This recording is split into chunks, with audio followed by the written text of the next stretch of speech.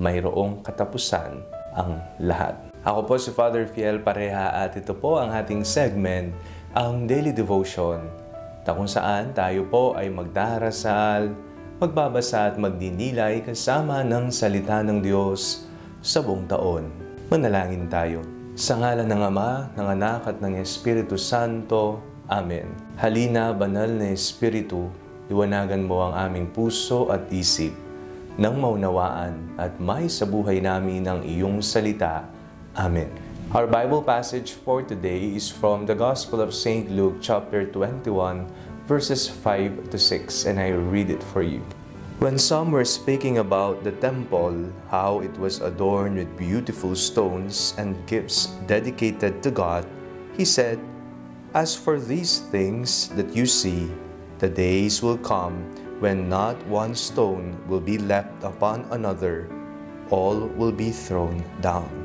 May hangganan po ang lahat. May katapusan ang lahat. Ang nakikita mong napakagandang kasuotan, ang iyong damit na binili na bago, kukupas, magiging luma. Ang bahay na iyong ipinatayo, darating ang panahon na ito'y tutulo, magkakaroon ng bitak-bitak at ito ay magiging luma. Ang tao ay may limitasyon. Darating ang oras na siya ay magkakasakit. Siya ay hindi na makakalakad ng maayos, hindi na makakakita ng maayos, hindi na makakadinig ng maayos at kukulubot ang kanyang balat. May hangganan ng lahat. Pati nga, pasensya ng tao kung minsan mayroong hangganan. Ang ating pong binasang ebanghelyo sa araw na ito ay nagpapatunay na darating ang panahon na kung saan ang lahat ng bagay dito sa mundo, maging ang tao, ang buhay ng tao, ay mayroong katapusan. Marami ang namamangha sa ginawang templo. Ito'y napapalibutan ng mga mamahaling bato. Napakatayog, napakaganda. Ngunit narito si Jesus na nagsalita na para bang KJ. Pero katotohanan lamang ang kanyang sinabi na darating ang panahon na walang bato ang nakapatong sa mukha niyang bato.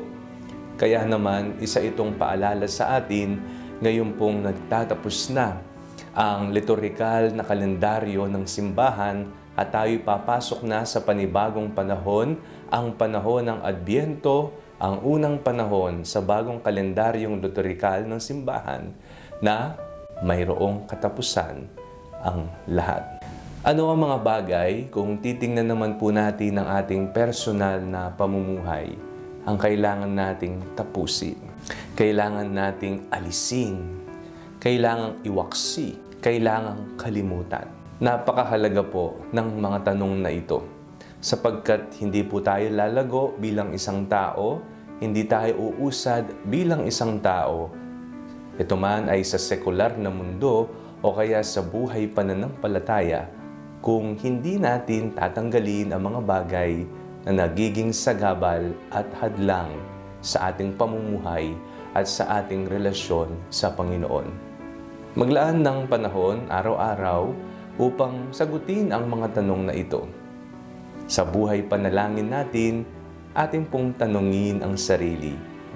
Ano ang mga bagay na kailangan kong wakasan para ang aking relasyon sa aking Panginoon ay magpatuloy, lumalim at umusbong?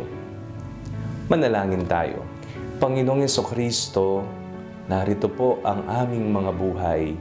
Ninanais po naming lumalim, umusbong ang aming pananampalataya, ang aming relasyon sa inyo. Nawa, amin pong ihinto na ang mga bagay na hindi kaaya-aya sa iyong mga mata. Amen. Sa ngalan ng Ama, ng Anak at ng Espiritu Santo. Amen.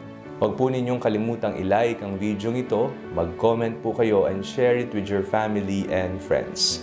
Ang panalangin bago matulog ay may sariling Facebook page na po. Huwag niyo pong kakalimutang mag-like at mag-follow dito and do not forget to subscribe to our YouTube channel. I-click niyo lamang po ang link na nasa description ng video ito o kaya naman po just search Father Fiel Pareha. God bless you po.